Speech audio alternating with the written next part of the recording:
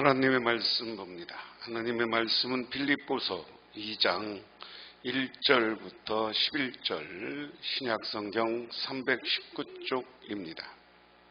그러므로 그리스도 안에 무슨 권면이나 사랑에 무슨 우의가 성령의 무슨 교제나 긍휼하심이나 자비가 있거든 마음을 같이하여 같은 사랑을 가지고 뜻을 합하여 한 마음을 품어 아무 일에든지 다툼이나 허영으로 하지 말고 오직 겸손한 마음으로 각각 자기보다 남을 낮게 여기고 각각 자기의 일을 돌볼 뿐더러 또한 각각 다른 사람들의 일을 돌보아 나의 기쁨을 충만하게 하라.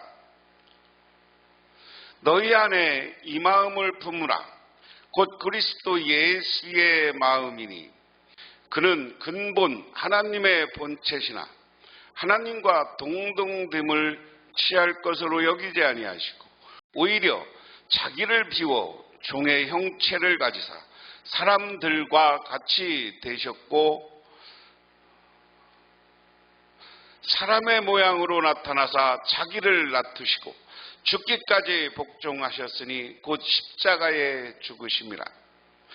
이러므로 하나님이 그를 지극히 높여 모든 이름 위에 뛰어난 이름을 주사 하늘에 있는 자들과 땅에 있는 자들과 땅 아래에 있는 자들로 모든 무릎을 예수의 이름에 꿇게 하시고 모든 입으로 예수 그리스도를 주라 시인하여 하나님 아버지께 영광을 돌리게 하셨느니라. 아멘. 빌립보는 쭉 객관적으로 보면 1장 1절부터 30절까지는 바울의 현재 상황에 대한 간증이다. 그래서 자기가 지금 옥중에 있지만 자기는 기쁨으로 살고 있다. 그래서 그리스도는 삶의 철학이고 그가 중심이고 자기가 받는 고난은 오히려 기쁨이다 라고 이야기를 1장에서 하고 있습니다. 그래서 2장 1절부터 30장까지는 바울의 삶의 모본이다.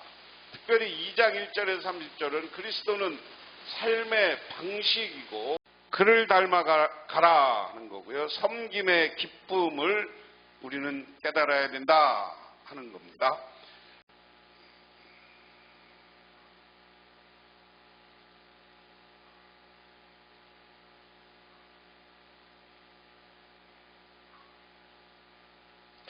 자, 그래서 크게 바울은 자신의 삶의 모범을 이야기한다. 그래서 빌립보서 2장 1절에서부터 4장 1절.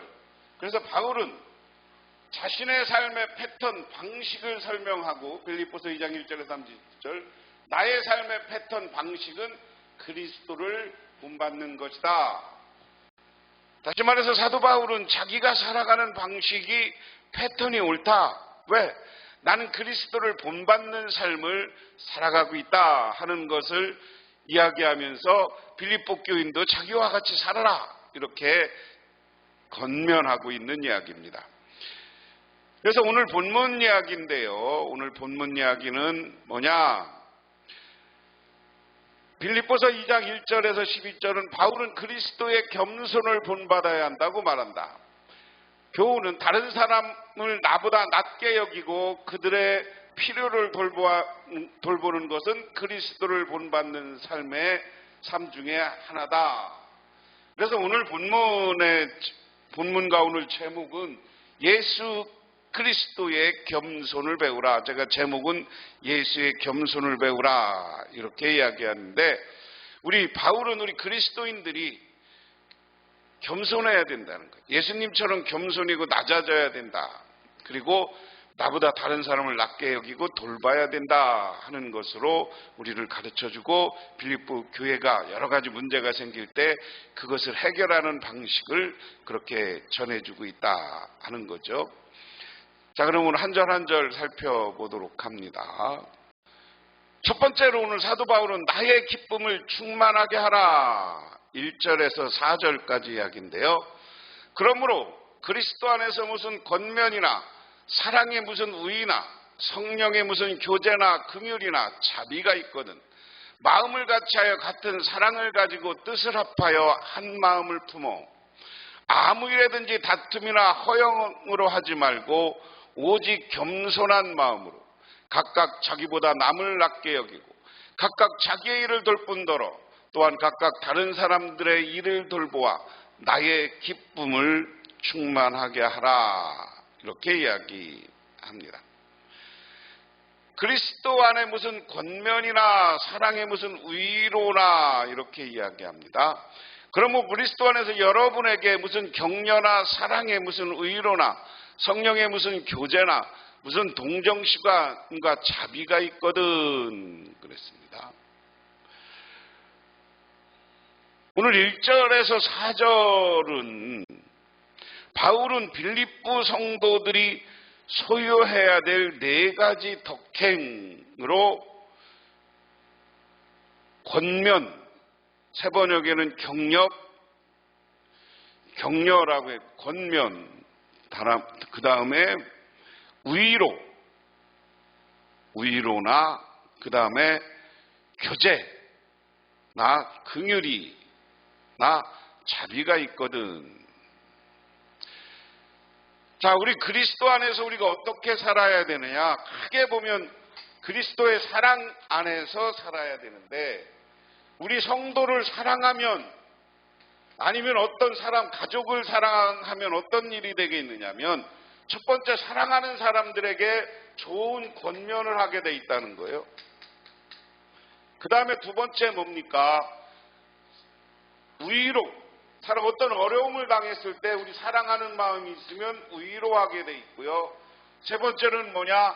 그들과 함께 성령의 교제를 나누게 돼 있다. 서로의 문제를 놓고 기도하고 서로를 돕고 하는 거다.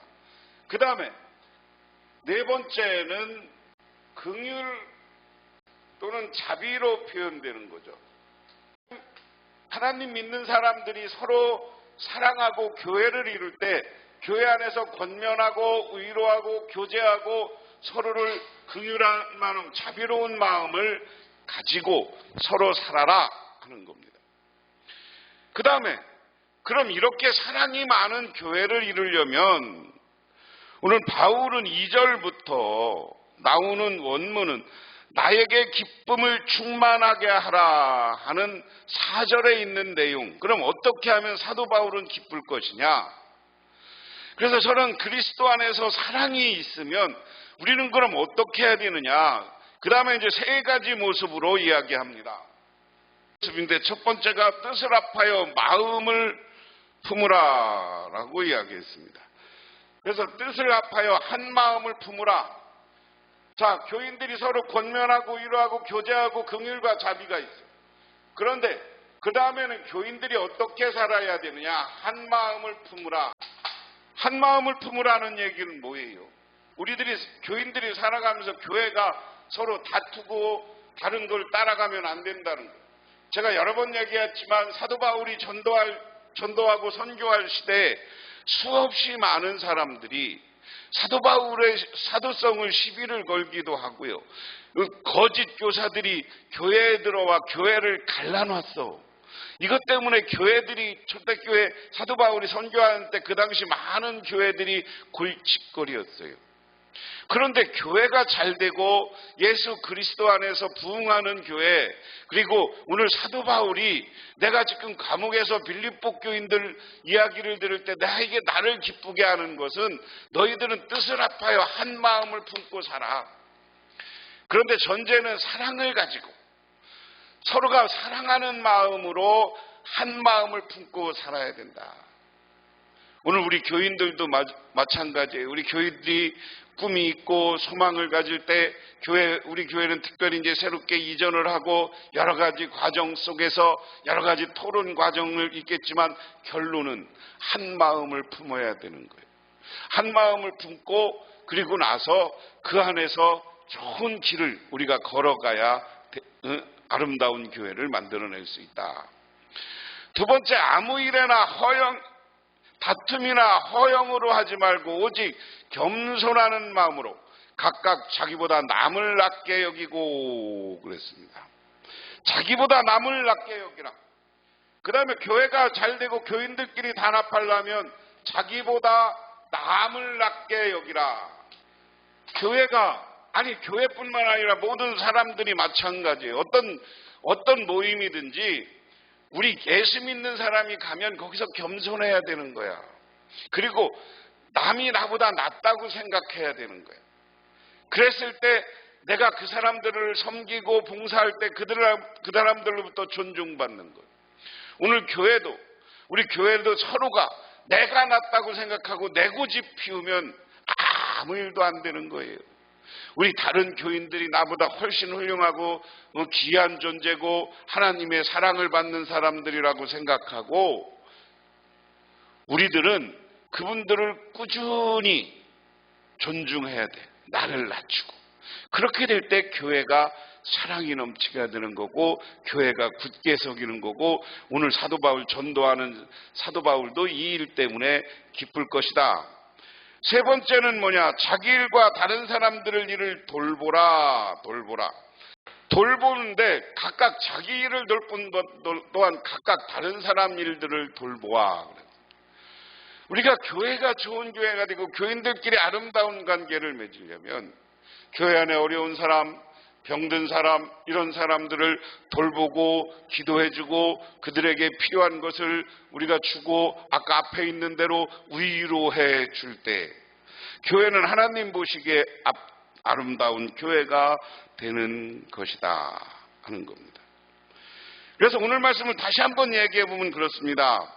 2절에서 2번 나오는 마음이라는 단어에는 바울이 말하고자 하는 중요한 뜻이 담겨 있습니다.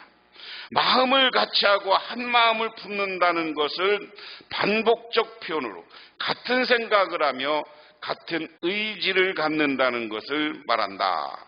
그래서 같은 사랑과 자기 희생적 사랑을 의미하며 뜻을 합하는 것은 한 호흡을 뜻합니다. 빌립보 성도들은 지성적, 정서적으로, 의지적으로, 즉 전인격적으로 하나가 되라는 의미다. 그런 의미에서 뜻을 합하여 마음을 합하여라는 이야기고요. 두 번째 방안으로서 겸손하라, 자기보다 남을 낮게 여기라는 것은 나보다 남을 엮이기 위해서 세속적인 욕망으로 다투거나 허영심을 품어서는 안 되고 그리스도의 마음을 담아 겸손해야 된다는 겁니다. 겸손한 마음이 없으면 다른 사람의 장점과 업적을 높여주고 인정해 줄 수 없다. 세 번째, 돌봄의 신청 방안으로는 자신이 맡은 일과 남의 일에 깊은 관심을 갖고 주의를 기울여 돌봐야 한다. 즉 자기의 짐을 질 뿐 아니라 남의 짐을 나누어 져야 한다는 겁니다. 이렇게 그리스도의 사랑의 법을 실천할 때 오늘 사도 바울은 멀리 감옥에서 빌립보 교회 얘기를 들으면서 기쁠 것이다. 그런데 오늘 사도 바울만 기쁜 것이냐? 이것은 하나님을 기쁘게 하는 것이고 하나님을 기쁘게 하는 교회는 그 교인들 서로가 기쁠 것이고 그렇게 기쁨으로 가득 차고 사랑으로 가득 찬 교회는 하나님이 부흥시켜주고 하나님이 축복해 주시는 줄 믿으시기 바랍니다. 두 번째, 우리는 서로가 예수의 겸손을 배우려면 그리스도 예수의 마음을 품으라. 너희 안에 이 마음을 품으라. 곧 그리스도의 예수의 마음이니 그랬습니다. 빌립보 성도들이 복음에 합당한 삶을 살고 바울에게 기쁨을 충만하게 하려면 예수의 마음을 품어야 한다는 겁니다. 예수의 마음은 문자적으로는 예수 안에 있는 것이다. 바울은 단순히 예수의 마음을 생각하거나 염두에 두는 데서 그치지 말고 예수 안에 있는 것을 마음에 품어 그들의 것으로 만들라는 의미에서 마치 암탉이 알을 품어 새끼를 보아하듯 예수님의 마음을 품어 예수 안에 있는 것을 자신의 것으로 만들라. 다시 말해서 예수의 마음은 사랑의 마음이에요. 이 사랑의 마음을 가지고 다른 성도들, 다른 교인들을 우리가 품을 수 있어야 돼. 그리고 나도 모든 거의 기준은 예수님이면 이런 상황에서 어떻게 했을까? 예수님이면 어떻겠을까? 그런 관점에서 살면 내가 존중받고 내가 사랑받고 내가 하나님으로부터 세움을 얻는 사람들이 될 수 있다. 자, 그럼 예수는 어떤 분이냐? 그는 근본은 하나님의 본체시나 하나님과 동등됨을 취할 것으로 여기지 아니하시고 오히려 자기를 비워 종의 형체를 가지사 사람같이 되셨고 세 번역으로는 그는 하나님의 모습을 지니셨으나 하나님과 동등함을 당연히 생각하지 않으시고 오히려 자기를 비워 종의 모습을 취하시고 사람같이 되셨습니다. 그는 사람의 모양으로 나타나셔서 그랬습니다. 6절, 7절 얘기는 예수님은 누구냐? 하나님이시다. 예수님의 본체는 하나님이고 하나님과 동등된 사람, 동등되신 분이야. 그럼 하나님은 누굽니까? 우주의 창조주이십니다. 창조주이시고 존귀하신 분이야. 존귀하신 분. 그런데 우리 주님 예수님은 이 자리에 계시지 아니하고 우리 사람의 자리, 인간의 자리, 낮은 자리로 예수님이 오셨다. 그래서 이 자리를 우리는 사람이라고 하지만 오늘 얘기에서는 종의 형체, 종이 인간 중에서도 가장 낮은 거니까요.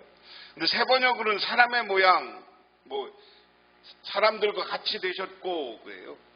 이것을 단어로 바꾸면 뭐냐면 우리가 원어는 임마누엘, 하나님이 우리와 함께 하신다라는 뜻이 있고 하나님이 우리와 함께 하시는 분이 있었고 그리고 그것을 우리는 성육, 거룩한 분이 육체가 되었다.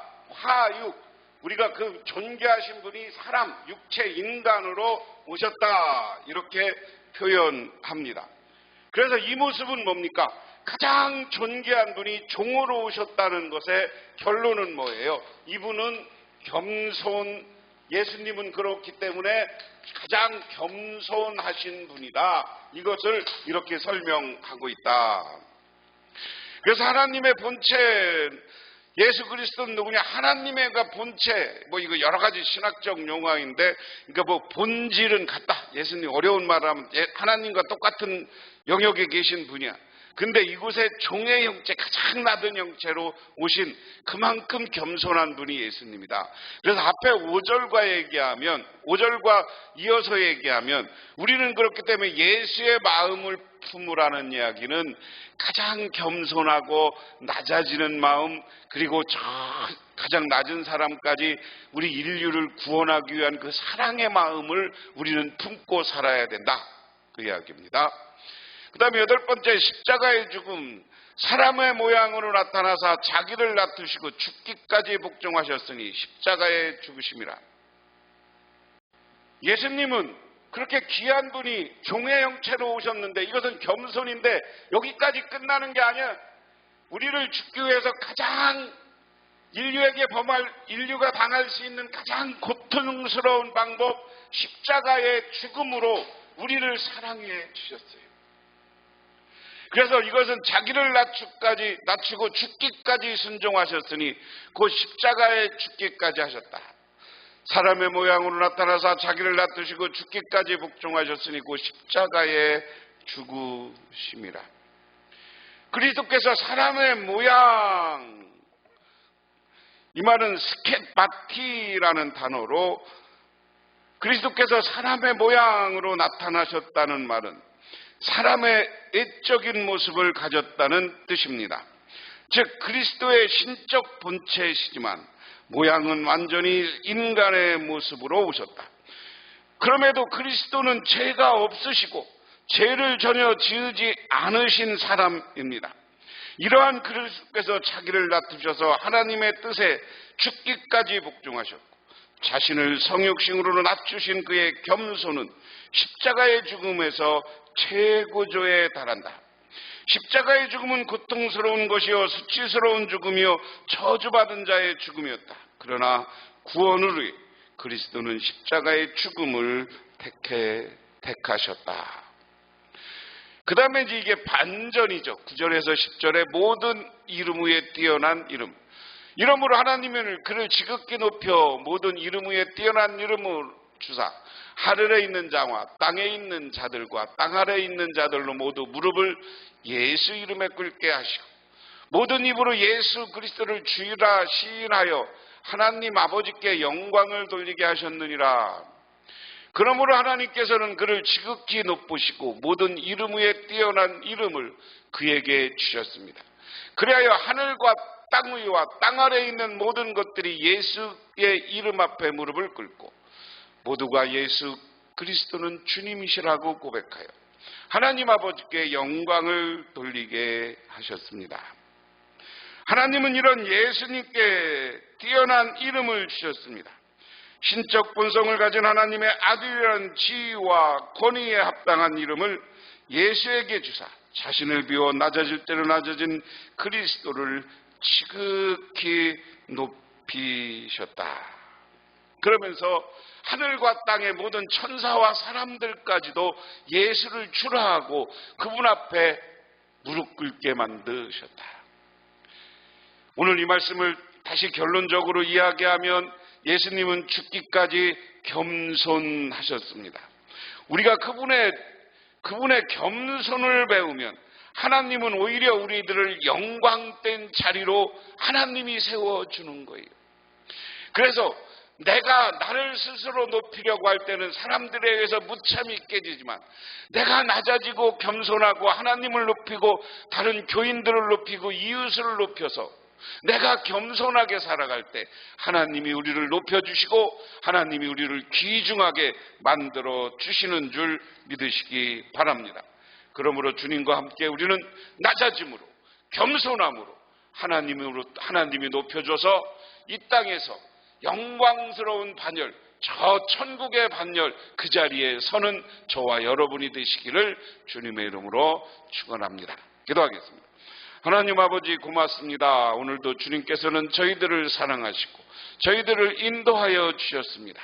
하나님 아버지, 예수님은 존귀한 자리에서 종의 자리, 가장 낮은 자리로 내려왔습니다. 우리도 예수님처럼 겸손하게 살아가면서 남을 낮게 여기고 살아가게 하옵소서. 예수님 이름 받들어 기도드리옵나이다. 아멘.